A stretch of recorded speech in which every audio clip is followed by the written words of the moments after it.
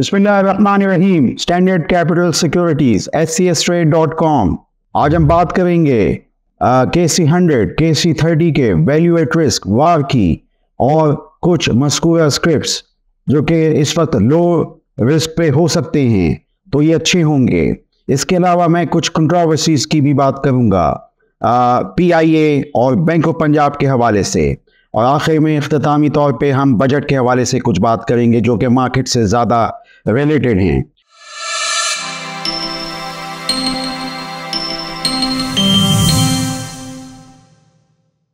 अब हम बात शुरू करते हैं वैल्यू एट रिस्क की। देखें, KC100 का वैल्यू एट रिस्क वार अगर हम मापते हैं तो वो काफ़ी हाई रिस्क पे है। ये बात मैंने इसका जिक्र अपनी पिछले वीडियो लॉग में भी किया था, लेकिन कुछ जगह हमें KC30 में ज़रूर लगती है, और KC30 आप चाहें या ना चाहें यही आपका जेन्युइन हकीकी इंडेक्स है। तो इसमें हम देख सकते हैं कि 2000 या 2500 पॉइंट्स की जगह ज़रूर है, और यही आपके सबसे बेस्ट स्टॉक्स हैं जो कि फ्री फ्लोट की बुनियाद पे आते हैं मेथडोलॉजी। अच्छा, इसका अगर हम वैल्यू एट रिस्क करते हैं तो वो ज़रा इतना हाई रिस्क पे नहीं है। इसके मुकाबले में जैसे कि मैंने एक जिक्र किया था कि आपको चाहिए कि आप डिविडेंड या अच्छे स्टॉक्स में आ जाएं, तो उसमें जैसे हम देख सकते हैं कि हब पावर पाकिस्तान का ब्लू चिप स्टॉक इस वक्त मीडियम या लो रिस्क पे इस वक्त मौजूद है अगर हम वैल्यू एट रिस्क पे देखें। और इसी तरीके से हम देखें तो कुछ और स्क्रिप्ट्स जैसे कि मुगल स्टील, हमने इस हवाले से इसकी एक रिपोर्ट का भी इजरा किया था। उसकी हमने टारगेट प्राइस DCF प्राइस भी दी थी, आप हमारी वेबसाइट से देख सकते हैं। ये भी इस वक्त मीडियम रिस्क के अंदर है, और इसी तरीके से कुछ और मज़कूरा स्टॉक्स हैं, आप हमारी वेबसाइट से रिपोर्ट से पढ़ सकते हैं। आप वैल्यू एट रिस्क पे देखें तो बाज़े जो सिक्लिकल्स हैं वो इस वक्त लो से मीडियम रिस्क पे हैं और उनको आप ले सकते हैं, मगर हाई रिस्क में थोड़ा सा वॉलेटिलिटी ज़्यादा होती है, उसमें आप अपने हाथ जला सकते हैं, और ये चीज़ जो है वो थोड़ी सी ख़तरनाक होती है। मुझे आपको ये चीज़ बतानी थी।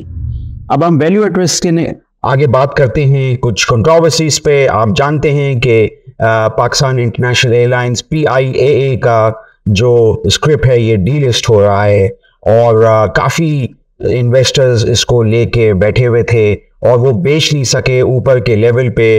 अब वो यूफोरिया ख़त्म हो रहा है और ये कंपनी डीलिस्ट हो रही है और ये PIA होल्डिंग हो जाएगी। तो इसमें कोई परेशानी या कोई पैनिक की बात नहीं है। ये डीलिस्ट होगी, लेकिन उसके बाद फिर ये एक दूसरे सिंबल और दूसरे नाम PIA होल्डिंग के नाम से ये हमारी मार्केट में आएगा। और इसमें ये जाहिर बात है कि PIA होल्डिंग जो है आगे चल के जब PIA की प्राइवेटाइजेशन होगी तो वो PIA होल्डिंग में से ही होगी। इस हवाले से आप चीज़ें पढ़ सकते हैं, तो इसमें इतना पैनिक की बात नहीं है। हाँ, ये है कि जो मार्केट में प्राइसिंग है इसमें जाहिर बात है कुछ ना कुछ हो सकता है। इस वक्त हम देख रहे हैं कि ये नीचे के हाले लग रहे हैं, और जब ये जो क्लोजिंग होगी तो जो ओपनिंग नए स्क्रिप्ट की होगी वो उसी रेट से होगी। तो कुछ अरसे हो सकता है कि ये स्टॉक नीचे रहे, लेकिन इसमें कोई पैनिक की बात नहीं है। PIA कोई बंद नहीं हो गई है, बल्कि PIA तो प्राइवेटाइज हो गई है। तो मुमकिन तौर पे अगर जो भी इस वक्त लिस्ट में पार्टीज़ हैं वो क्वालिफाई करती हैं, तो मैं समझता हूँ कि PIA के अंदर एक मौका रहेगा। बैंक ऑफ पंजाब के हवाले से भी एक SECB का नोटिस था जिसमें कि वो ये 8 अरब के TFC के अगेंस्ट उन्होंने ये लिखा था कि वो तकरीबन 971 मिलियन के शेयर्स BOP इशू कर दे। तो इस हवाले से भी चीज़ें चल रही हैं। अब जो तकरीबन इस वक्त BOP की जो प्राइस है वो 5 रुपये पे ठहरी हुई है। आप जानते हैं बहुत सारे जो सरमायाकार है वो देख रहे हैं कि मार्केट तो 75,000 पे चली गई, लेकिन BOP का स्क्रिप्ट वही यानी 5 रुपये पे, और ये कि पेड अप कैपिटल भी अच्छा खासा ज़्यादा है, और फिर मज़ीद भी कोई शेयर की इशूंस हो तो जाहिर बात है इसमें EPS की डाइल्यूशन होती है। ये चीज़ इतनी ज़बरदस्त नहीं है। गो के हम समझते हैं कि बुक वैल्यू के हिसाब से BOP यकीनी तौर पे काफ़ी यानी डिस्काउंटेड था, अंडर वैल्यू था। प्राइस टू बुक अगर हम दूसरे बैंकों के देखते हैं या सरकारी बैंकों के, नेशनल बैंक वगैरह के देखते हैं, उसके साथ खड़ा हुआ था। लेकिन बहरहाल ये है कि चूँकि अब हम आगे आने वाले दिनों में देखेंगे कि आगे बीओपी के हिसाब से इसमें क्या चीज़ आती है। इख्तितामी तौर पे मैं बात करूँगा बजट के सेशन के हवाले से। बजट का वेला आ चुका है और काफ़ी सरमाएकार अब उसको लेके इंडेक्स पे KC 100 पे थोड़े से कॉशियस होंगे।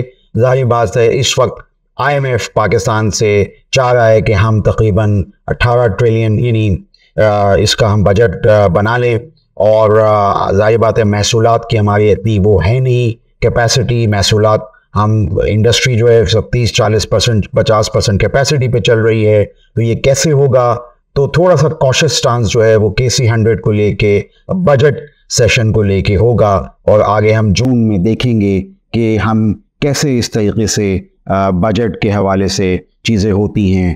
तो मैं ये कहूँगा कि आप लो रिस्क या मीडियम रिस्क स्टॉक्स वार उस हवाले से देखें और अपने जो सरमायाकारी है उसको लो रिस्क या मीडियम रिस्क स्टॉक्स में लेके जाएं।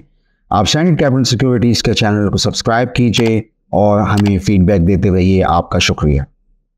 For more details, call us today at 111-111-721. Open an account with Standard Capital Securities. Start investing in your financial future. Talk to our experts and get access to exclusive market research and much more.